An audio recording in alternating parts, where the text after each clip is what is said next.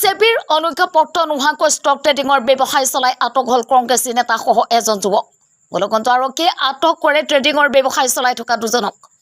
বিদেশী UPIT coin নামৰ কোম্পানীটোৱে ইতিমধ্যে ৰাইজৰ পৰা লুটিছে কেইবা কোটি টকা। হালাকুৰা আৰক্ষীয়ে আটক কৰি ৰহস্যজনকভাৱে PR বন্ধত এৰি দিয়ে কংগ্ৰেছী নেতা আজিমুদ্দিন ইকবালক। জানিব পৰা মতে গোলকগঞ্জৰ স্থানীয় বিধায়কৰ সৈতেও সুসম্পৰ্ক আজিমুদ্দিন ইকবালৰ। আনহাতে গোলকগঞ্জ আৰক্ষীয়ে গ্ৰেপ্তাৰ কৰিছে ভুৱা ট্ৰেডিং কৰি ৰাইজৰ পৰা ধন সংগ্ৰহ কৰা আনচাৰ আলীৰ বিৰুদ্ধে বিধিগত ব্যৱস্থা গ্ৰহণ কৰি জেল হাজতলৈ প্ৰেৰণ কৰিব বুলি জানিব পৰা গৈছে। নাম মোহাম্মদ আনচাৰ আলী। ঘৰটো হালাকুৰা সোণাখুলি পাৰ।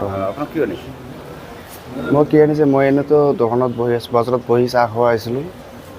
ডাইৰেক্ট লৈ আহিছে, কয় চলক যাওঁ। তাৰপিছত এতিয়া আহিলোঁ, অহাৰ পিছত ক'ল যে আপুনি কি কৰা কওক, কিহৰ কোম্পানী কৰা। মই না ছাৰ কোনো কোম্পানী কৰা নাই, এনেই খালি মোবাইলত খালি ভিডিঅ'ৰ গেম খেলাইছিলোঁ।